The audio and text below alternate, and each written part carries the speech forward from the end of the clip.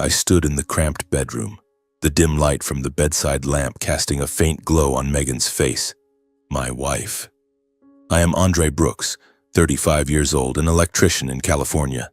I took a deep breath, trying to keep my voice calm, almost whispering.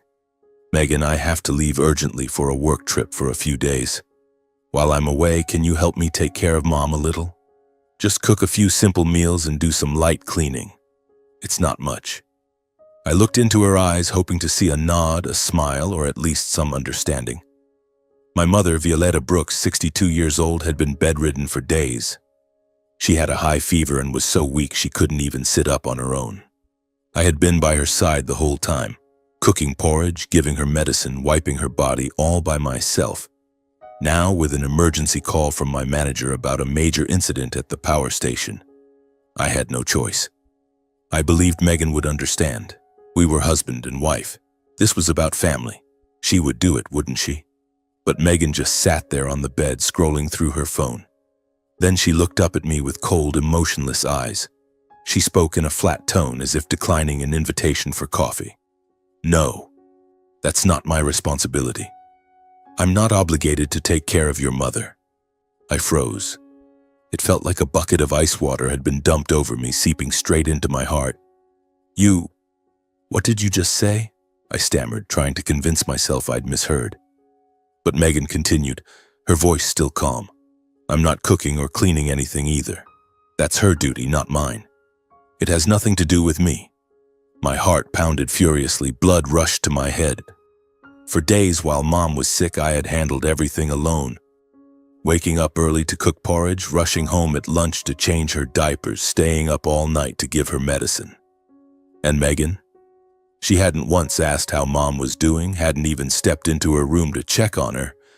I couldn't hold it in anymore. The resentment exploded and my voice came out louder than I intended. What are you saying, Megan?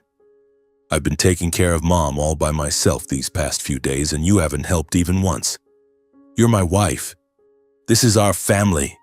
Megan turned her head away defiantly, her eyes icy cold, her tone cruel and challenging. That's your problem. I don't have time to take care of a sick old woman who can't even get out of bed. Each word cut into me like a cold blade straight through the heart. I took a sharp breath, trying to keep my voice from breaking, but it trembled with rage and despair. I just got a call from my manager. There's a major incident at the power station. I have to go right now, and I might not be back for days. I have no other choice, Megan. Please. Just for a few days, I'm begging you. Megan let out a sarcastic laugh and threw her phone onto the bed in irritation. You're always like this. The moment something comes up, you use your mother as an excuse. Your job, your mother. Deal with it yourself. Don't expect anything from me. I took a step forward, my heart pounding violently, my voice almost choking. I'm not asking you to do anything beyond your strength. I just need you to be a wife, to have even a little humanity, Megan. She crossed her arms over her chest and stared at me with those frigid eyes. You're mistaken. I married you. It doesn't mean I have to sacrifice myself for your family. In that moment, everything shattered. The rage surged uncontrollably, my fists clenched so hard they shook. In a blind fit of fury, I raised my hand. The sharp, resounding slap echoed through the stifling room. Megan clutched her cheek, her eyes wide with shock. I stood frozen for a brief second, stunned by my own action, breathing heavily, my heart pounding as if it would burst from my chest. Then I lunged forward, my voice hoarse with anger. That's enough. From now on, my mother will not stay in this house for one more minute. Megan lost it. She jumped up as if set on fire, screaming venomous curses. You bastard! You dare hit me? And that old hag, she does nothing but lie there being a burden to everyone. I hate both of you. Her insults flew like knives, slicing into me and into the mother lying in the next room. I heard every word clearly, but I didn't respond anymore. I turned abruptly and stormed out of the room, shaking violently. My heart pounded, my mind spun, and only one thought remained. I had to get my mother out of this place right now. I went straight to Mom's room. She lay there, frail beneath the thin blanket, breathing weakly. I gently sat beside her bed and took her hand. Mom, we're leaving. I'm taking you away from here tonight.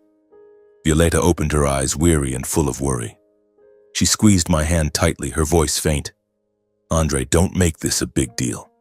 I'm afraid you'll lose your job, lose your family because of me. Just let me stay here, go to work. I shook my head, tears welling up. No, Mom, I can't leave you here another minute. Megan, she doesn't deserve us. Let's go. The air in the house turned to ice. The wind howled outside the window as if foretelling an irreversible turning point that had just begun. I helped my mother up, filled with determination yet also gripped by fear of what lay ahead.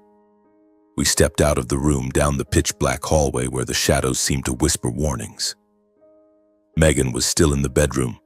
Her curses echoed through the wall, but I ignored them. We reached the front door and the night wind rushed in as if urging us to leave faster. I carefully helped Mom into the car, easing her into the reclined passenger seat and adjusting her position so she could breathe more easily. She coughed weakly a few times, each one twisting my heart. I tucked an extra blanket tightly around her, pulling it up to her chin, then gently closed the door. The engine roared to life, shattering the heavy silence. We drove away from the house without a word, heading toward an unknown destination. In the rearview mirror, I watched the house disappear into the darkness. A strange feeling rose inside me, freedom mixed with overwhelming fear. Where would we go now? Money was tight and Mom was seriously ill. Anxiety made my hands grip the steering wheel so hard my knuckles turned white. My eyes stared fixedly at the dark road ahead. The car rolled through the deserted streets of late-night California. Yellow streetlights reflected off the rain-slicked pavement. I glanced at Mom. She was trying to sleep, but her breathing remained labored. Suddenly, I remembered work. I had to call my manager and ask for emergency leave. I couldn't let them think I'd just walked out. I pulled over, took out my phone with trembling hands and dialed. Boss, it's Andre. My mom is in critical condition. I need a few days off to take care of her. I'll come back as soon as I can. My manager's voice came through as gruff as ever, but colder than I'd ever heard it. He cut me off before I could explain. Andre, I'm extremely disappointed in you. This is a major contract. We're in crisis and you're asking for leave now. You're seriously damaging the whole company. I opened my mouth to speak, but he continued, his tone final and merciless. You're fired, effective immediately. Don't call me again. I tried to protest, to remind him of all the emergency shifts I'd always taken, that I'd never once asked for leave before. But the line went dead with a cold beep. The call ended in an instant, like a final knife to the heart. I sat frozen, stunned, gripping the wheel so tightly my knuckles went white. My face stiffened with shock and helplessness. Tears rolled down uncontrollably. I'd lost my job. Our only source of income, my monthly salary, gone in the blink of an eye. What now? Rent, medicine, food, everything crashed over me like a flood. Violeta turned her head weakly and looked at me, her eyes filled with worry and pity despite her own frailty. She asked softly, voice trembling, Son, what happened? Why is your face so pale? I pressed my lips together, forcing down the surge of emotion, and managed a strained smile. It's nothing, Mom. Just a little work issue. I'll fix it. But my smile was crooked and she knew. She said nothing more, yet her gaze followed me silently, full of sorrow. She understood, as she always understood her son, that I had just lost the job that was our only lifeline. The air in the car grew even heavier, broken only by the engine's hum and the wind howling against the windows. The car kept moving through dark roads toward the old boarding house district on the edge of the city where I had lived as a student. Streetlights were sparse. Darkness seemed ready to swallow us whole. I stopped in front of a row of rundown boarding houses, their walls stained and patchy, rusted tin roofs rattling in the wind. I jumped out and hurried to the front desk where the elderly landlord was dozing. I need a room for tonight, please, I said urgently. He gave me a strange look but handed over a key after I paid in cash, the last of the money in my wallet. After finishing the paperwork, I returned to the car and carried Violeta out. She felt frighteningly light in my arms. I brought her into the cramped, musty room and laid her on the hard, single bed. I adjusted the pillow, pulled the blanket higher, then sat beside her. She gave me a faint, grateful smile before quickly falling into a deep, exhausted sleep after days of illness and the sudden midnight journey. I sat there holding her hand tightly, waves of emptiness, helplessness, and fear crashing over me. The room was pitch black except for the faint streetlight filtering through the thin curtains. How would we survive?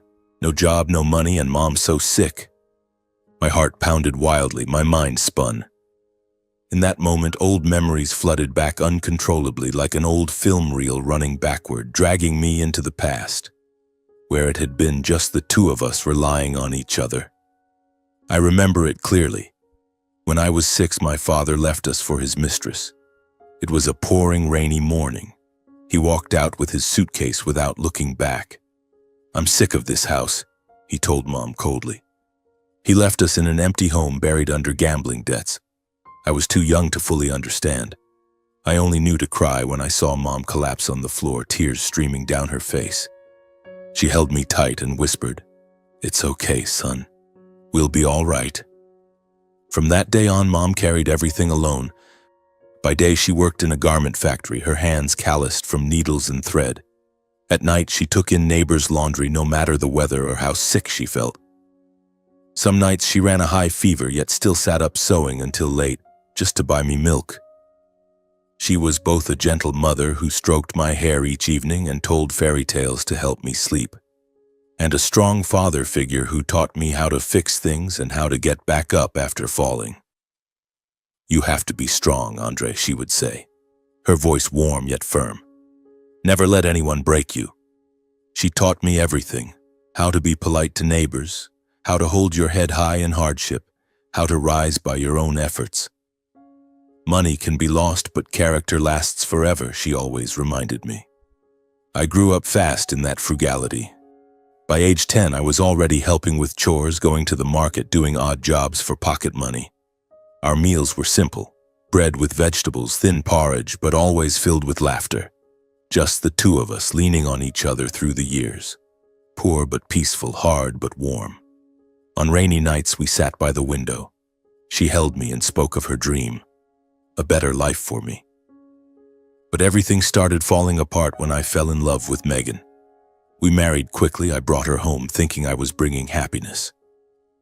Instead, the once peaceful house gradually became suffocating, cold and fractured beyond repair. Megan never got along with Mom. Small conflicts built into storms.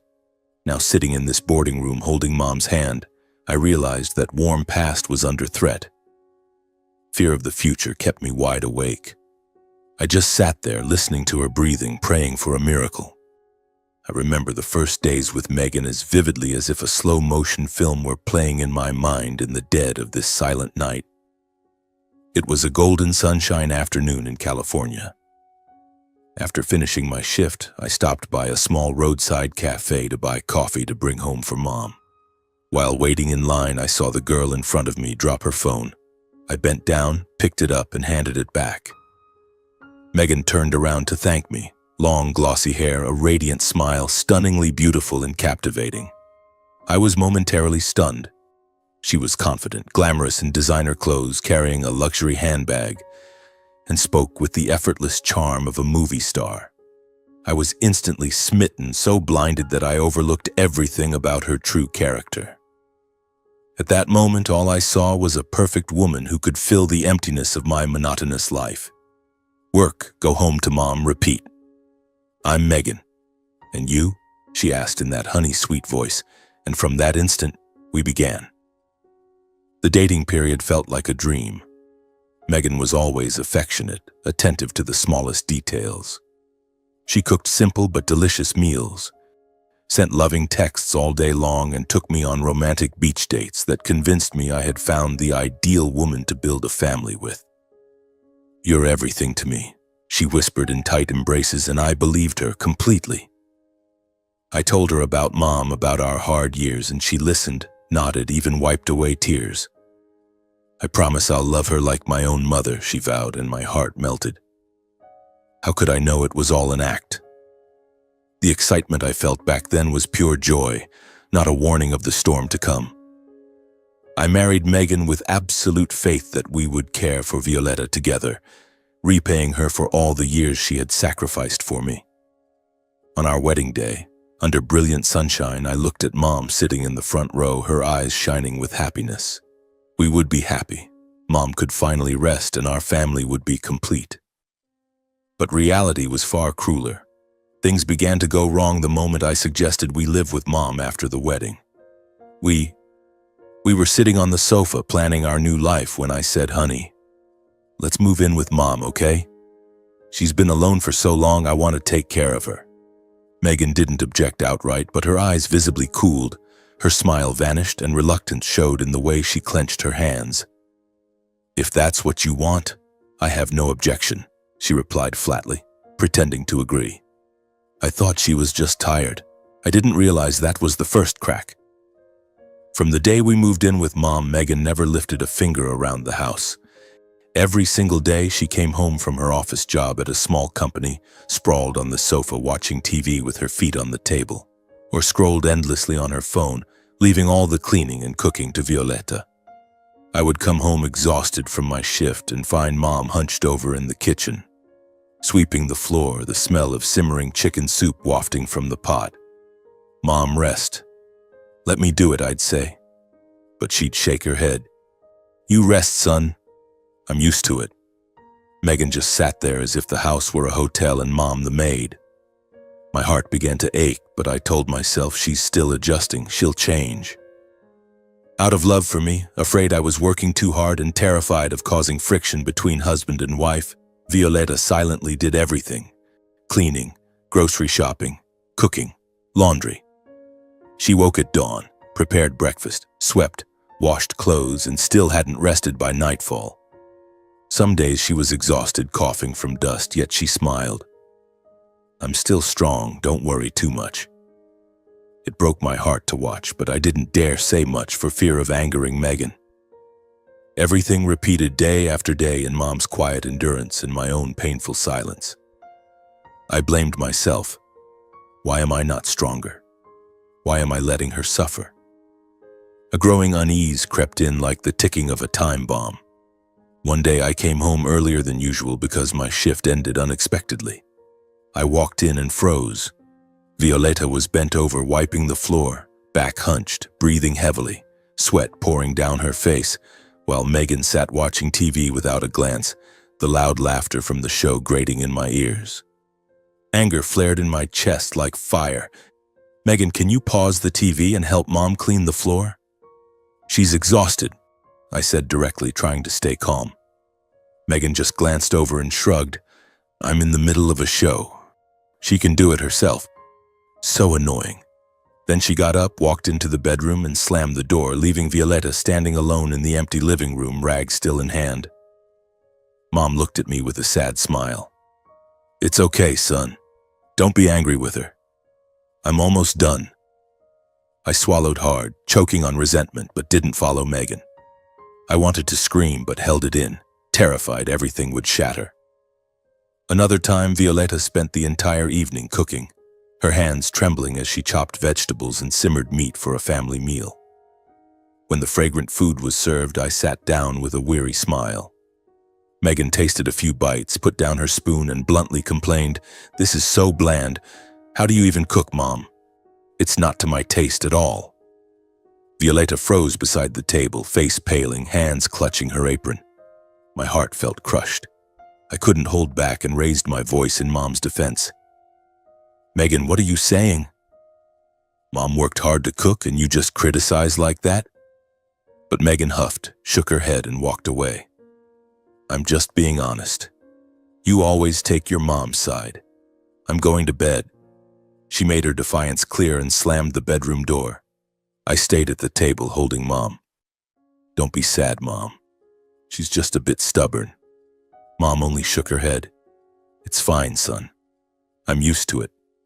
I tried talking to Megan countless times, gently beside the pillow. "Honey, please help Mom a little. She's getting old." Sternly, "You can't keep acting like this. This is family responsibility." trying to keep peace by buying her gifts in exchange for change, sometimes forced to speak harshly during arguments. "You're too selfish, Megan. I can't take this anymore." Each time she just mumbled agreement, nodded. "Yes, I'll try," but never changed. She kept lying on the sofa, kept criticizing, kept ignoring everything. My anger built up, waiting for the inevitable explosion. Whenever tensions rose between us, Violeta was always the one to mediate, urging me to be patient. "Son, bear with it for the sake of peace in the family. I can handle it. I just want us to stay together." She kept telling me not to let her presence ruin my marriage, even though she was the one suffering the most, enduring the complaints and contemptuous looks. Her words only made me feel more tormented, torn between unbearable love for my mother and guilt at my own helplessness in my own home. Why didn't I protect her sooner? I asked myself every night, lying beside Megan, yet filled with regret. The once warm house had become a prison, and I felt utterly lost. Reality pulled me back. I looked at Mom's frail hand in mine, deep wrinkles and calluses from decades of hard work. Today had finally crossed every limit of endurance. All the times I had swallowed my anger had now forged an irreversible decision. Even if I lost my job, even if we had nothing left, even if we had to start over from zero, I could not let Mom be hurt for one more day. Deep in my heart, one choice was now carved in stone. From this moment forward, my only priority would be protecting my mother, no matter the cost. The boarding room was pitch black, wind howling outside the window, but that resolve burned like a warm flame inside me. The future was uncertain and terrifying, yet I was ready to face it. In the days that followed, I began running everywhere, looking for any job that could bring in money to support the two of us. At dawn, before the sun even rose, I would get up, throw on my old jacket, and head out into the bustling streets of California. I wandered from construction site to construction site, asking foremen for helper work, stopped at cafes begging to be a waiter, even applied at supermarkets for warehouse jobs. "I'll take anything, as long as it pays weekly," I told the owner of a small auto repair garage, my voice full of hope. He shook his head. "Sorry, we're fully staffed." One place after another, my legs grew numb with exhaustion, but I didn't stop. Each rejection twisted my heart, thinking of Mom lying in that cramped boarding room, waiting for me to come home with a meager bag of groceries. Anxiety surged. Would I find work today, or would we go hungry? I gritted my teeth and kept going. During the day, I rushed from one odd job to another. Luckily, I managed to land temporary electrical repair work with a small company. The pay was low, but enough to buy milk and medicine for Mom. Sweat poured down my face under the scorching sun, my hands black with grease, but I never complained. In the evenings, I returned to Violeta in our tiny boarding room. I cooked, cared for her, and fed her medicine myself. I learned to make thin rice porridge, adding a few vegetables for nutrition, then sat by the bed spoon-feeding her. "Eat up, Mom." I'm getting pretty good at this, I'd say, forcing cheerfulness so she would smile. She swallowed with difficulty, but her eyes lit up. "You're working too hard for me." "Thank you, son." Those moments warmed my heart and made the exhaustion disappear. Mom's health slowly improved bit by bit. The fever gradually broke. She could now sit up against the wall to eat, talk with me. From being completely bedridden, she began to laugh and tell old stories again, even if her voice was still weak. "I feel much better today, don't worry," she'd say, gently stroking my hair. Watching her recover day by day filled me with both joy and heartache. It drove home how right my decision had been to take her away. If we had stayed with Megan, what would have happened to her? The thought of what might have been if I hadn't acted made me shudder. She was alive, she was smiling, that was everything. Throughout this entire time, Megan never once called. Never sent a single text, never asked how Mom was, never apologized, never showed the slightest concern. My phone stayed silent as if she had never existed. Her silence made it clear she still believed she was the victim and that Mom and I were the ones in the wrong. Does she really think she's the victim? I asked myself every night, bitterness flooding my chest. Not one word about Mom's illness, not one apology for the venomous things she'd said. That silence cut like a knife, but it also woke me up. This marriage had died long ago. One day, after a grueling shift, I decided to go back to the old house to pick up more clothes and personal documents. My heart pounded as I drove there, anxious about what I might find. I opened the door and froze, as if struck by lightning. The living room was littered with leftover food, soggy pizza boxes, potato chip bags, beer cans rolling across the floor. The stench of stale alcohol and cold food hit me like a wave, making my stomach turn. The house that had once been clean and warm was now a garbage dump, unrecognizable from the days when Mom still lived there. I walked into the bedroom and the sight made my heart clench. Megan lay there drunk, hair a tangled mess, clothes disheveled, the bedside lamp casting shadows on her exhausted, dissolute face. Empty liquor bottles lay beside the bed. She snored loudly. I stood frozen, rage rising. This was Mom's home, now turned into a party den. Despite the anger and disappointment boiling inside me, I quietly gathered my things. A few shirts, important papers from the drawer without waking her, and slipped out. As I stepped outside, I looked back at the house one last time, my heart aching. How could she do this? I thought, gripping the keys so hard my hand hurt.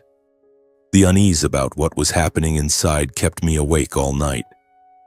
The next few times I returned for the rest of my belongings, the scene was almost unchanged. The house filthy, floors sticky with dirt and bottle caps, Megan either exhausted or drunk.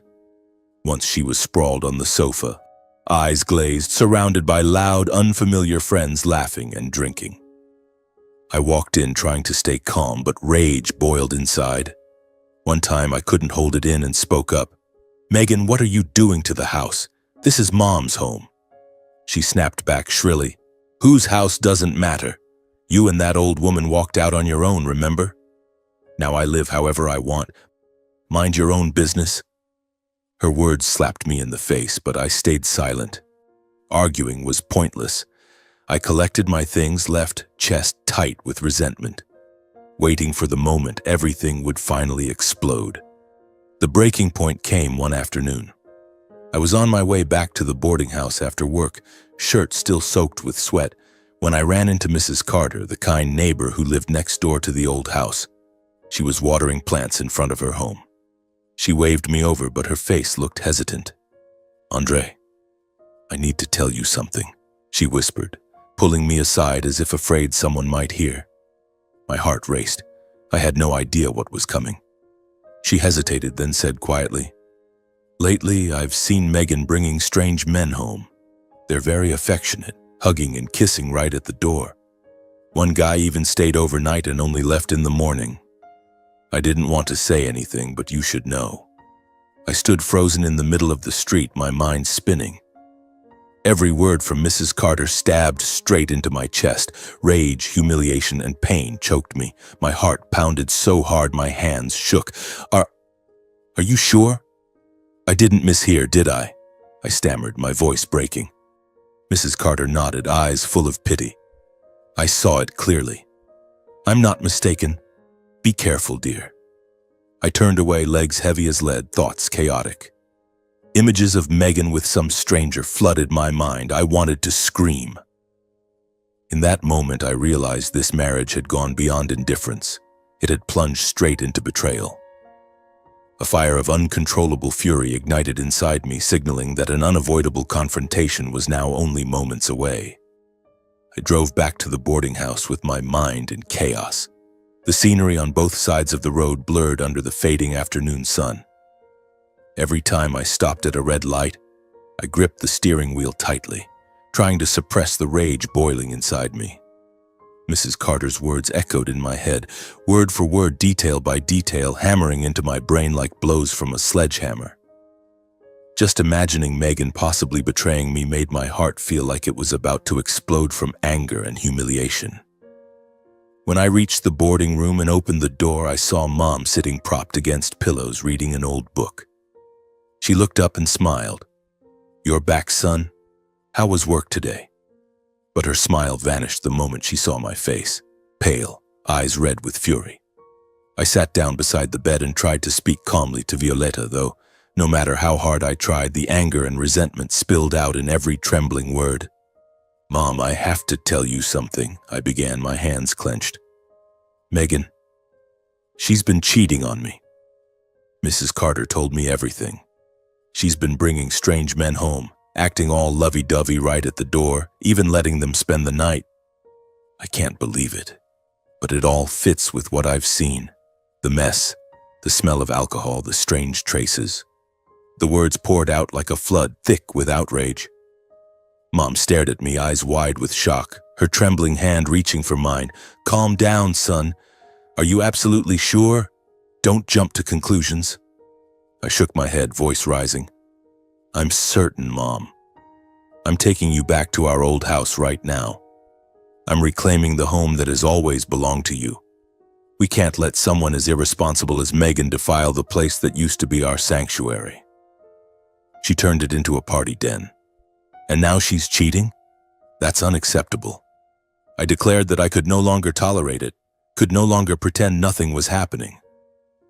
My heart pounded as I thought about the confrontation ahead. How would Megan deny it? Would it turn violent? Mom anxiously tried to calm me, her voice shaking, eyes filled with worry. "Please calm down first. Don't rush into anything. Try talking to your wife again, find out the truth before deciding." "What if it's just a misunderstanding?" She squeezed my hand tighter, pleading, "I'm afraid your anger will push things too far, that you'll lose both your family and your future." Her words twisted my heart, but I rejected all advice. I insisted I had endured enough and would not back down this time. I've put up with too much already, from the coldness and contempt to today's betrayal. I can't keep pretending everything's fine. Just rest, Mom. I'll handle the rest. I stood up, filled with determination mixed with dread, and drove alone back to the old house to confront Megan face to face. As I sped through familiar streets, my heart raced, cold sweat breaking out. What will she say? Will she cry or scream? I wondered, gripping the wheel. The wind roared through the open window like a warning of the coming storm. I opened the door and stepped inside. The stench of alcohol still hung heavy in the air. Megan was sprawled on the sofa, hair disheveled, face weary, scrolling mindlessly on her phone. She looked up, eyes indifferent. "What are you doing here? Looking for a fight?" I stood in front of her, voice ice cold. "Megan, we need to talk. About you sleeping with another man." The moment those words left my mouth, Megan shot to her feet, face flushed with rage. "Cheating? Where did you hear that? Who told you? That nosy old hag Carter, right?" She let out a venomous laugh. "That bored old woman only knows how to make up stories and destroy other people's families. I haven't done anything wrong." I didn't waste time arguing. I calmly listed everything. The all-night parties, the trashed house every time I came by, the smell of booze, even a man's shirt I'd found forgotten in the bedroom. "Explain, Megan." "Mrs. Carter saw you bringing him home, making out at the door, letting him stay overnight. Do you think I'm blind?" Faced with concrete evidence, Megan fell silent for a moment. A flash of panic crossed her face, her eyes darted away. She stammered, unable to form a coherent defense. I declared my decision without hesitation. "We're getting divorced, Megan. I have no reason left to continue this marriage." She froze, then exploded in fury. "Divorce? You're just looking for an excuse to abandon your responsibilities. I'm not leaving this house. You'll never kick me out." Coldly, I informed her that the house belonged to my mother, not her. The deed was clear. Mom had owned it long before we married. "You have no right to be here. If you don't pack your things and leave on your own, I'll call the police for illegal trespassing." My words hit her like a thunderbolt. Rage, humiliation, and shame turned her face ashen. She hurled a few more insults, but cornered with no way out, she finally dragged her suitcase to the door, eyes burning with hatred. "You'll regret treating me like this," she screamed before storming out. After Megan left, I returned to the boarding house and brought Mom back home after many days apart. She stepped inside with a mixture of joy and worry, her eyes sweeping over the living room, still bearing traces of the recent chaos. Beer cans on the floor, the faint lingering smell of alcohol. Yet Violeta still urged me to reconsider, hoping I wouldn't let anger sever everything completely. Think it over again, son. Megan is still your wife. What if she truly regrets it? I stood firm, repeating that I would never again let Mom live in contempt and pain. No, Mom, I've thought it through. From now on, it's just the two of us starting over. No turning back. In the days that followed, we cleaned the house together and slowly returned to a quiet daily rhythm. I scrubbed the floors, Mom rearranged things, and laughter gradually came back. On the surface, everything seemed peaceful again. But deep inside me, a lingering unease smoldered, warning that the storm was far from over. Every night as I lay in bed, thoughts of Megan haunted me. What would she do next? Come crawling back with apologies or keep the hatred burning? Anxiety kept sleep shallow, like standing at the edge of a new tempest. I tried to focus on my daily work. Small electrical repair contracts I managed to pick up through friends. Every morning I woke early, made coffee for Mom, sat with her for a simple breakfast, toast with jam, and listened to her tell stories from when I was little. But Megan never left my mind. Where had she gone? Was she living with that man now? I checked my phone several times, half hoping, half dreading a message from her. Nothing. That silence felt like a ticking time bomb. Every car that stopped outside made my stomach clench. The uneasy feeling grew day by day, creeping into every corner of the house like a shadow. One golden, gentle California afternoon, while I was sitting in the living room fixing an old table lamp and Mom was in the kitchen preparing dinner, there was a sudden knock at the door. I stood up, walked over, opened it, and froze. Megan stood there, face ice cold, with a tall, dark-haired man beside her who wore an arrogant smirk. That had to be Ridge Grant, her lover, exactly as Mrs. Carter had described. Without a word, Megan pushed past me into the house, dragging a large bag to collect the last of her belongings, right while Mom and I were home. She packed coldly, not sparing me a single glance, not greeting Violeta at all. Mom stood in the kitchen doorway, eyes wide with shock, hands clutching her apron. I stood rooted to the spot, blood rushing to my head. Megan, what are you doing? This isn't your house anymore, I said, trying to keep my voice steady, but my heart was pounding. She didn't answer, just yanked clothes and cosmetics from the closet and stuffed them into the bag. Ridge leaned against the doorframe, arms crossed, looking at Mom and me with open contempt, as if we were beneath him. The air in the house turned suffocating. Tension spread like thick fog. Mom whispered, "Son, let her take her things. Don't fight." But rage was boiling inside me. My fists hurt from clenching so hard. Megan finished quickly, grabbed the bag, and headed for the door where Ridge waited with that smug grin, patting her shoulder like she was his trophy. At first, she seemed ready to leave, walking fast as if she couldn't get away quickly enough. But after a few steps, whether she couldn't swallow her resentment or deliberately wanted to provoke us, she suddenly stopped, turned, and planted herself right in the doorway. Her eyes blazed with hatred as she stared at Mom and me. "Wait," she spat, voice shrill and dripping with sarcasm. "Before I go, let me make something clear. Andre, do you think you're some kind of hero? Dragging that old woman away and then throwing me out? Do you think that makes you the good guy?" She sneered, her gaze sweeping over us with pure contempt. "You two have been living off me for years and now you act all high and moral. She's always sick, always lying around doing nothing.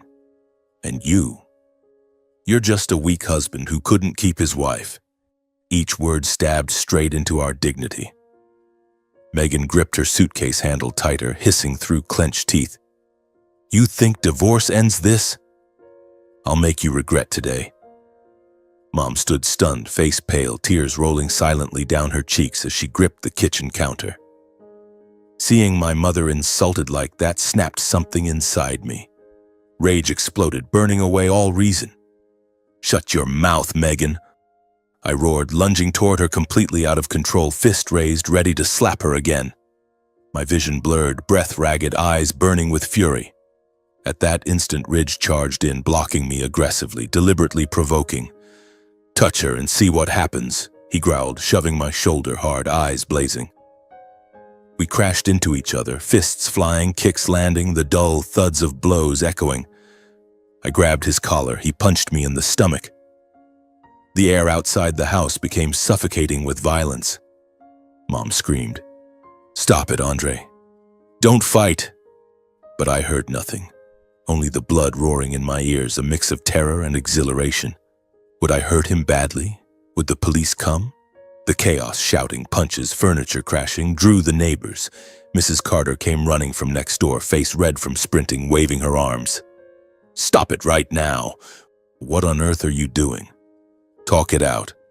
Don't fight." She threw herself between us, trying to pull us apart, shouting, "Andre, calm down. Don't let anger blind you. And you, let go right now."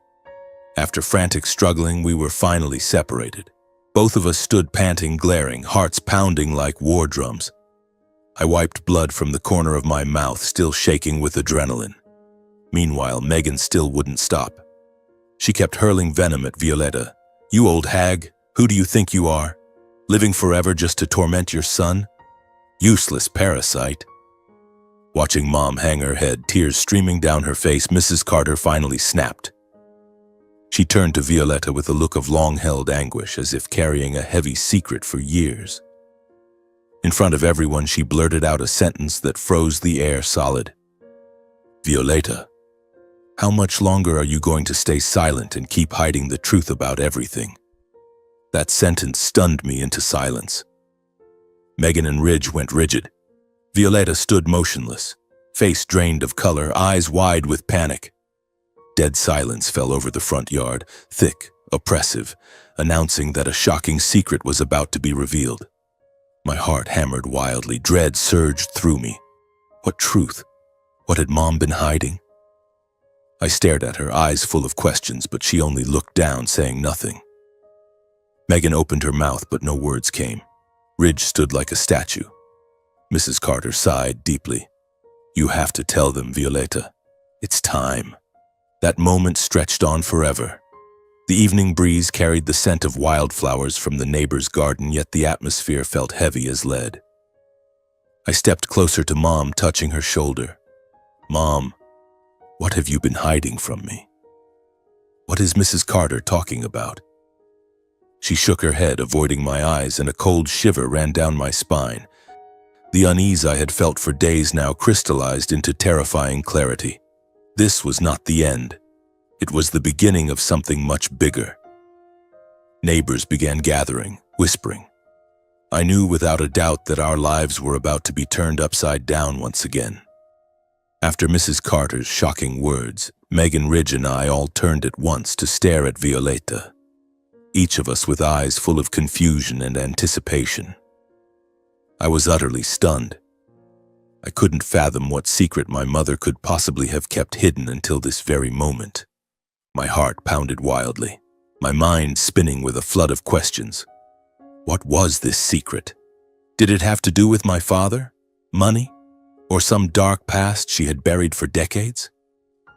Mrs. Carter sighed and took a step back, as if already regretting her outburst.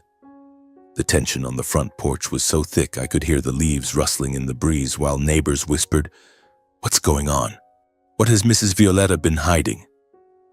After a few seconds of heavy silence, Violetta slowly straightened up a little. Though her face was still pale, her trembling voice carried a quiet resolve. "Andre, and everyone here. Yes, I have kept something hidden for a very long time. The entire stretch of land along this street, every parcel, actually belongs to me." Her words struck like a bolt of lightning out of a clear sky. I froze, my mind going completely blank. The land along the whole street, meaning our house, Mrs. Carter's house, this entire little block? I stared at her, stammering, "Mom, what are you saying? How could you possibly—" She continued, her voice steadier now. "Part of it I inherited from my parents when I was young. The rest I quietly saved up for and bought piece by piece over many years.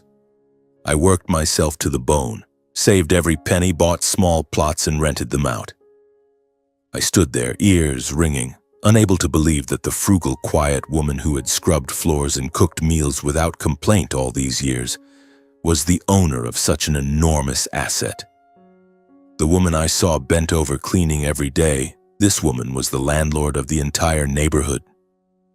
I turned to Mrs. Carter, desperately seeking confirmation that I hadn't misheard. She nodded solemnly, eyes serious.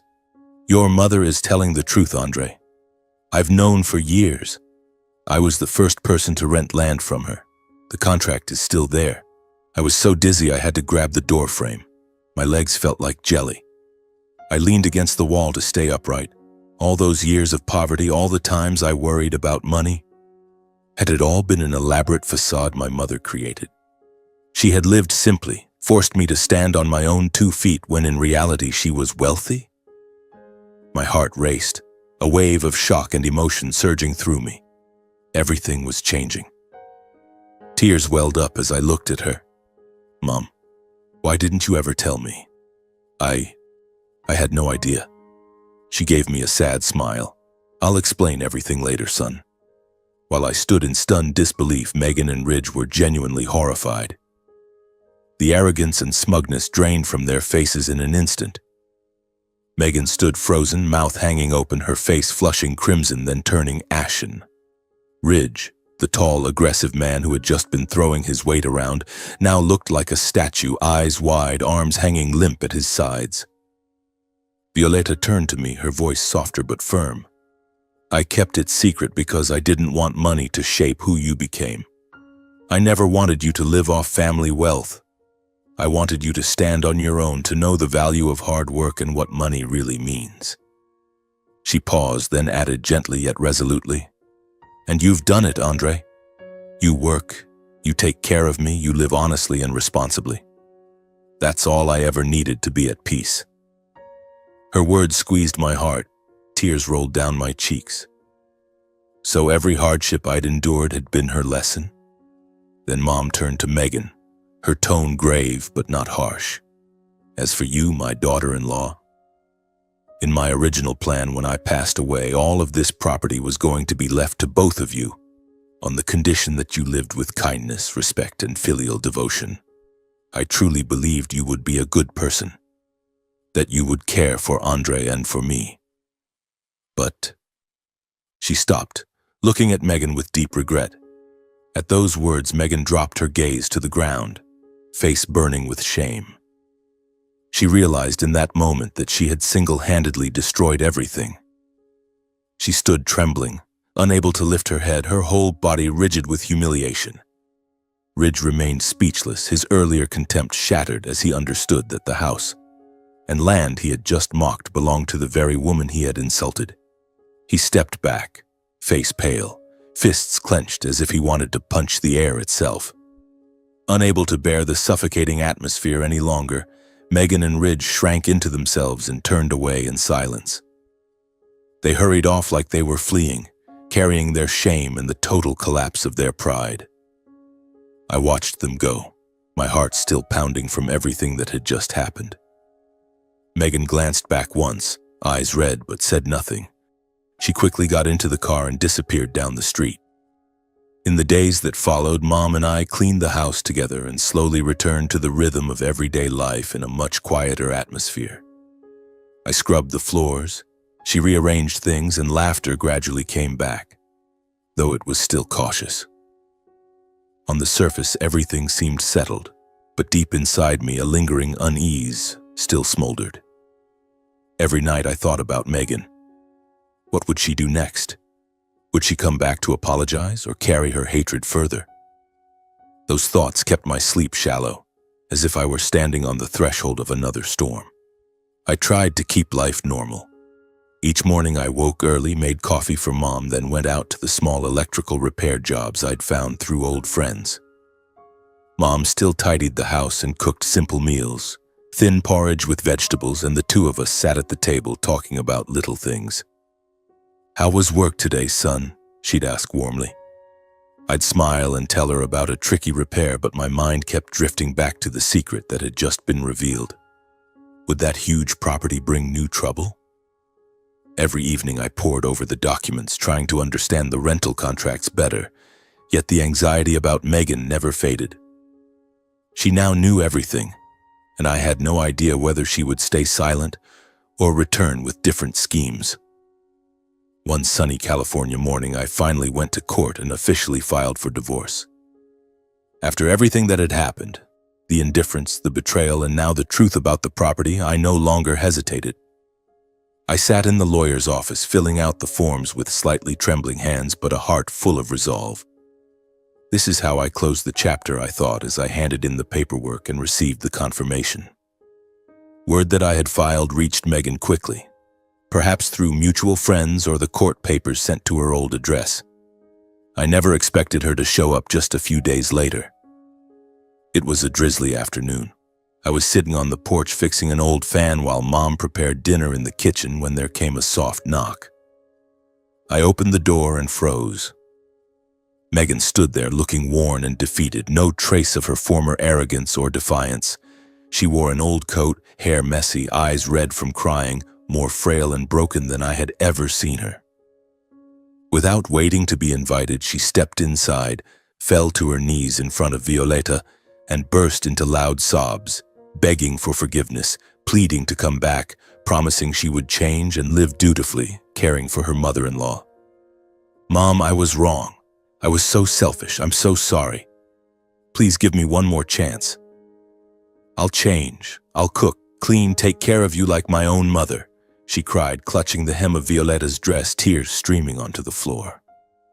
Mom looked down at her with eyes full of pity mixed with hesitation.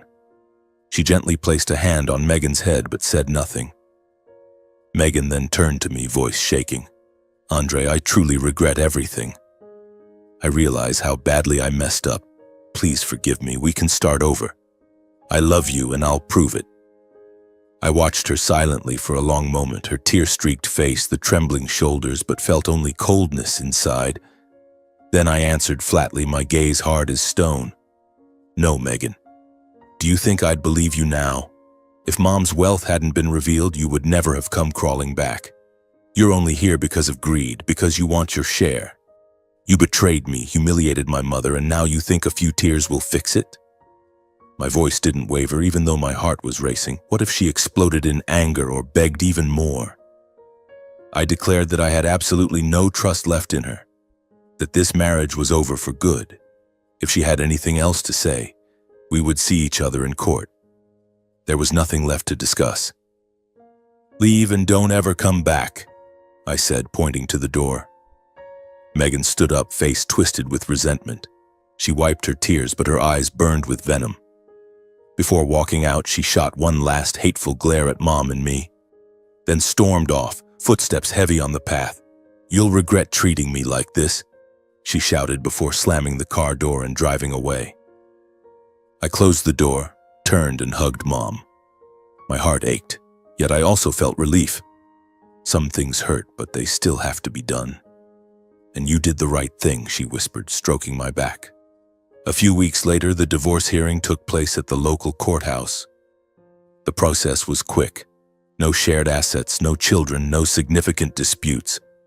The judge asked a few basic questions, reviewed the paperwork, and granted the divorce. Megan sat on the opposite side, face expressionless, never looking at me, signing the papers with trembling hands. When it was over, I walked out feeling both lighter and strangely empty, like I had finally closed a chapter filled with pain and betrayal. The wind blew through the courthouse courtyard, carrying the scent of damp earth after rain. I took a deep breath and thought about the future. Time passed, and life for Mom and me gradually settled back into place. We returned to our familiar rhythm. I worked, she kept the house, almost as if all the storms had finally passed. But then one ordinary day, while I was reading in the living room and Mom was making tea in the kitchen, the clear sound of a car pulling up outside rang out. I got up and stepped onto the porch, curious, then froze. Megan stood at the gate, and beside her was the familiar smug figure of Ridge. My heart pounded instantly, anger flared. What more could they possibly want after everything was finished? What are you doing here? Haven't you caused enough trouble? I growled, striding forward to block their path. Then I noticed a third person. An unfamiliar middle-aged man with a cold expression and calculating eyes, wearing an old suit and a half-smile that sent chills down my spine. I was about to tell them all to leave when Violetta came out from the kitchen, and her reaction stopped me cold. Her face turned as white as paper, her hands shook so violently the teacup nearly fell, and her eyes locked onto the stranger as if she were staring at a ghost from the past. She whispered something inaudible, voice breaking, gripping the doorframe to stay upright. In that moment, I understood. This man was deeply connected to my mother, perhaps a part of the past she had never fully revealed. The air in front of the house suddenly grew heavy and suffocating, signaling that a new storm, far bigger than the divorce, had only just begun. I stood there, heart pounding like war drums, blood rushing to my head until my ears rang. Mom remained frozen, face as white as paper, hands trembling as she clutched the hem of her blouse, eyes locked in horror on the strange middle-aged man. Megan and Ridge stood beside him, smirking triumphantly, as if they were holding a secret trump card. I turned to Mom, voice shaking. "Mom, what's wrong? Who is he?" But she didn't answer, just shook her head weakly, tears rolling down her cheeks. A wave of dread surged through my chest, a dark premonition enveloping the familiar house. The three of them, Megan, Ridge, and the stranger, stepped inside, claiming they had important matters to discuss. The air in the living room instantly became suffocating. I reluctantly let them in and closed the door behind them, my hand gripping the knob so hard it hurt. Megan sat on the sofa with a fake look of remorse. Ridge leaned against the wall with arms crossed, and the middle-aged man sat directly across from Mom, his gaze sweeping the room like he was appraising merchandise. "We need to talk privately," he said in a cold, calculating voice. Mom sat down, hands still trembling. I stood beside her, ready to protect her if necessary. Anger mixed with anxiety kept me from sitting still. What did they want now, after everything? The man stared at Violetta for a long moment, then turned to me and introduced himself as Dorian Grant, Mom's ex-husband and my biological father. His words exploded in my head like a bomb. "I am Dorian Grant, Violetta's former husband and your real father, Andre." I froze in shock and whipped around to Mom, waiting for her to deny it. "Mom? No, right? He's lying, isn't he? Say something," I stammered, voice breaking. But Violetta didn't deny it. Her face drained of color, emotions swirling visibly, hands trembling slightly, an indirect admission of the truth. She lowered her head, tears falling in heavy drops onto the floor. "Andre, everything he said is true. He is your father." My heart stopped. My mind spun with faint memories of the man who had abandoned us when I was 3, the ghost Mom had spoken of in stories, who now stood before me in the flesh. I couldn't hold back any longer. Rage erupted as I stared straight at him. "So you really are my father? Then how could you heartlessly abandon us all those years ago? You ran off with your mistress and left us with nothing but shame and a mountain of debt," I shouted, voice shaking with fury, fists clenched white. "Do you have any idea how we lived? Mom raised me alone, carrying everything on her back while I grew up without a father. Why are you back now?" Dorian sat unmoved, only smirking coldly. "That was the past, son. Life isn't as simple as you think." I demanded to know the real reason for his return and why he had come with Megan and Ridge, the very people who had caused us so much pain. Dorian openly admitted that Ridge was his biological son from another woman. He didn't hide his motive either. He had recently heard about Violetta's vast land holdings, and greed had brought him back. "Ridge is my son. I found out about Violetta's property. I'm here to claim what's mine," he said bluntly. His words left me speechless. "Ridge was my half-brother?" Megan sneered. "That's right, Andre. We're family now." Dorian boldly declared his intention. He wanted Violetta to give him a share of the property, claiming it was marital assets. "This land is joint property from when we were married." I'm entitled to half, he said coldly, greed plain in his voice. Then he threatened without hesitation. If you don't agree, we'll see you in court. I won't let you and that boy keep everything and live in peace, Megan chimed in, clearly taking his side, her earlier remorse completely gone, eyes gleaming with calculation. That's right, Mom. He has rights. We can split it fairly and I'll come back to take care of everyone. Ridge stood smugly with arms crossed, looking at me provocatively, confident now that his father backed him. He sneered, Big brother, stop being stubborn.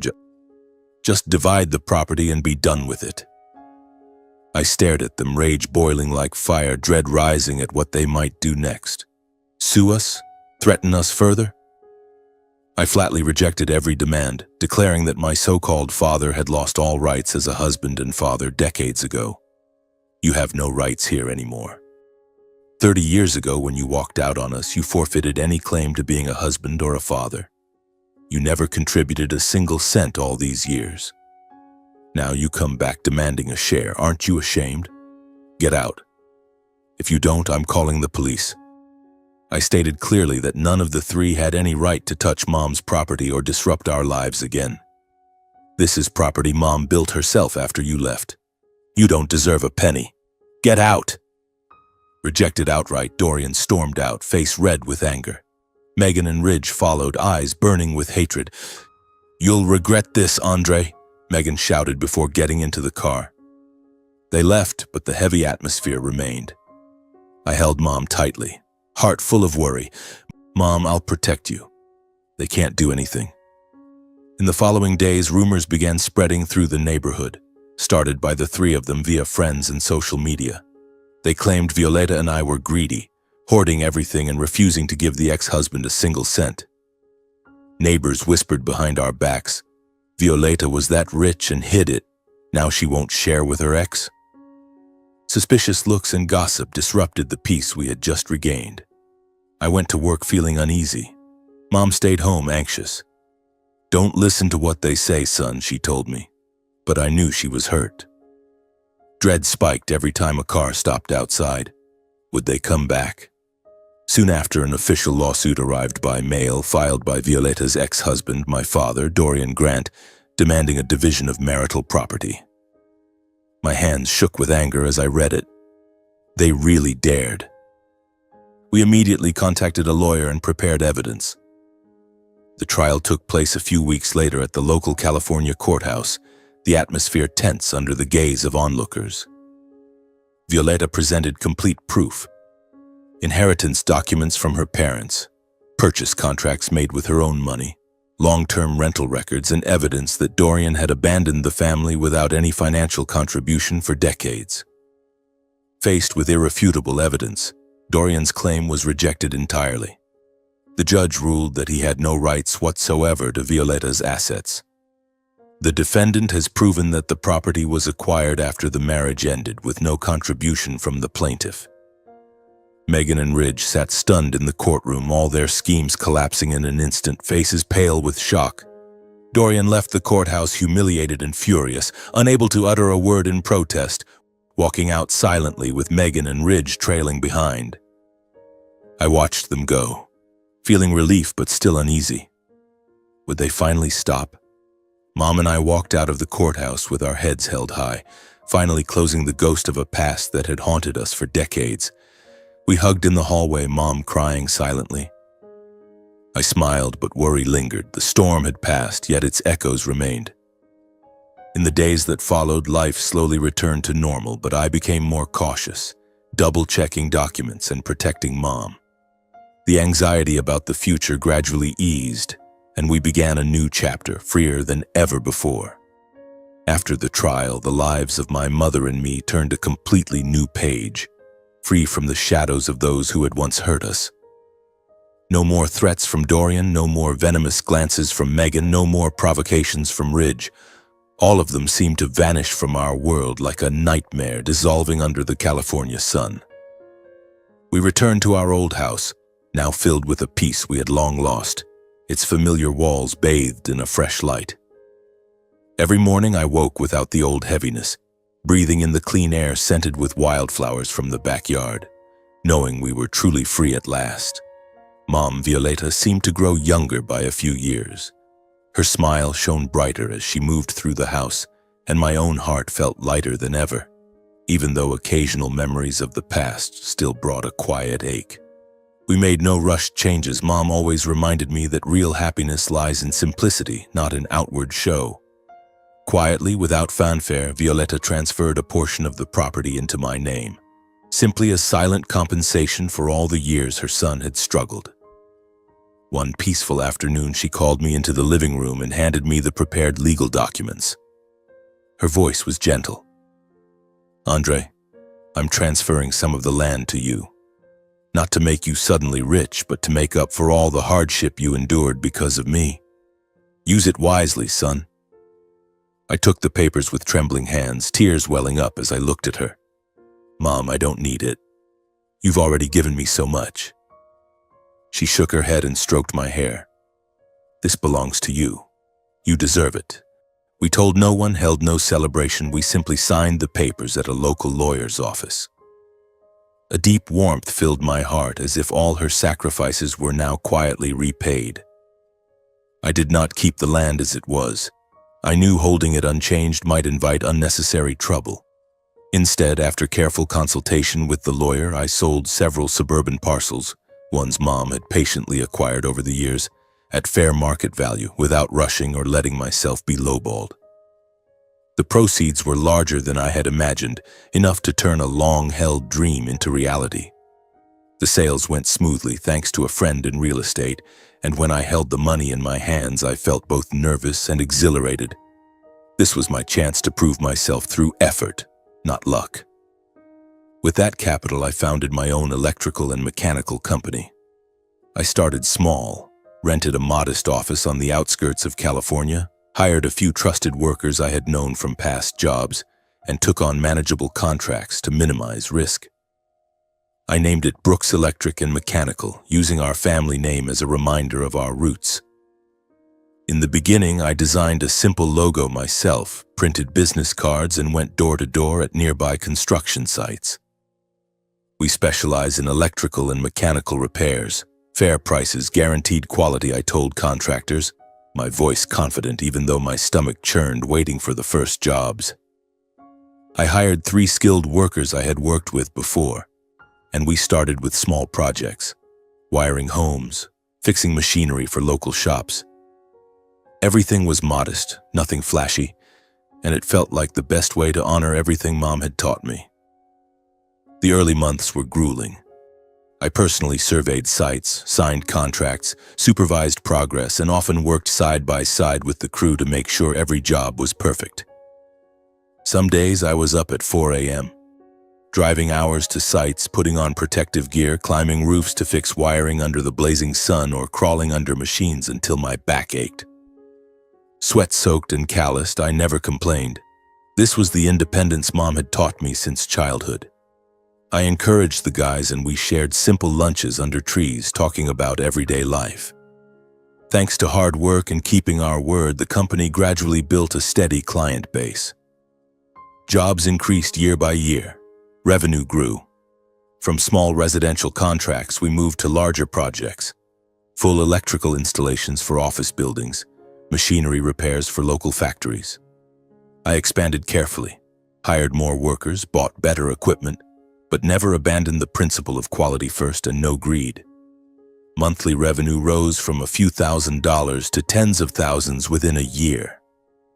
I felt proud looking at the balance sheets, not because of the money, but because it was the fruit of honest labor. "You've done so well, Andre. I never imagined your business would grow this fast," Mom said, eyes shining when I told her about a new contract. I smiled. "It's all thanks to you. You taught me never to give up. That's how I got here." The early anxiety had turned into momentum, pushing me forward. Violeta no longer had to exhaust herself with heavy chores. Her health improved noticeably, her spirit grew lighter. She no longer scrubbed floors from dawn to dusk or stayed up late sewing for extra money. Now she had time to rest, read, or stroll in the backyard garden. The fevers and fatigue from her long illness were gone. She ate better, slept deeply, and a smile was almost always on her face. "I feel great, son. No more worries," she said as we sat on the porch. Watching her, my heart overflowed with happiness. This was the greatest reward of all. We moved into a nicer but still modest house on the outskirts with a large garden and airy living room, yet we kept our simple, thrifty lifestyle. We bought no expensive furniture or luxury cars. "I like things simple, son," Mom said when I suggested new furnishings. We kept our old familiar belongings, saved electricity and water, and ate plain meals. The only real change was comfort. We no longer worried about bills, but money never changed who we were. Every family meal was peaceful. No more harsh words, no more forced endurance, only warmth and respect. Mom would put food on my plate. "Eat more, son. You work so hard." I'd smile, tell her about my day, and she'd listen with proud eyes. No arguments, no criticism from Megan, just laughter echoing through the house and a closeness that warmed my soul. Occasionally, I heard scattered rumors about Megan and the Grants through friends or neighbors, but I no longer cared. They belonged to the past. People said Megan was drifting. Dorian had returned to his old ways. Ridge had run into trouble. I simply shook my head and asked no more. Looking back on everything from poverty, endurance, humiliation, and betrayal to today, I deeply understood the value of resilience and filial devotion. From the years Mom carried everything alone to the times I tolerated Megan out of fear of losing family, I learned that resilience is not weakness. It is the strength to rise above storms. Filial love for my mother became my foundation, the reason I stood firm through every trial.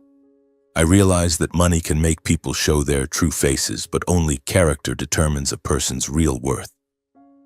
Megan changed for wealth. Dorian returned for greed, but Mom, with her quiet kindness, created true value that money cannot buy. I learned that blind endurance is not noble sacrifice. Sometimes decisiveness is required to protect those we love. Tolerating Megan once caused Mom pain. Leaving saved us. I understood that family is not a place where one must suffer harm. It is where one is shielded and cherished. For Mom, family was a refuge, not a burden. From the pain of my failed marriage, I learned never to trade self-respect for a relationship that has lost love and loyalty. I had endured Megan too long. Now I know my own worth. From Mom's life, I learned that silent, steadfast kindness can build something great without show. She accumulated wealth without boasting and taught me humility. On this new stretch of road, I choose to live more slowly, more mindfully, cherishing every small moment of ordinary life. No longer racing after work, I make time for Mom, for myself, and savor simple joys. To me, success is no longer measured by money, but by Mom's peaceful smile, the calm in my heart, and the value of honest work. The company grows, yet true success is seeing Mom happy and feeling at peace inside. The story ends with the image of the two of us sitting on the porch in the quiet afternoon, golden sunset light spilling over the familiar yard. A new life has truly begun.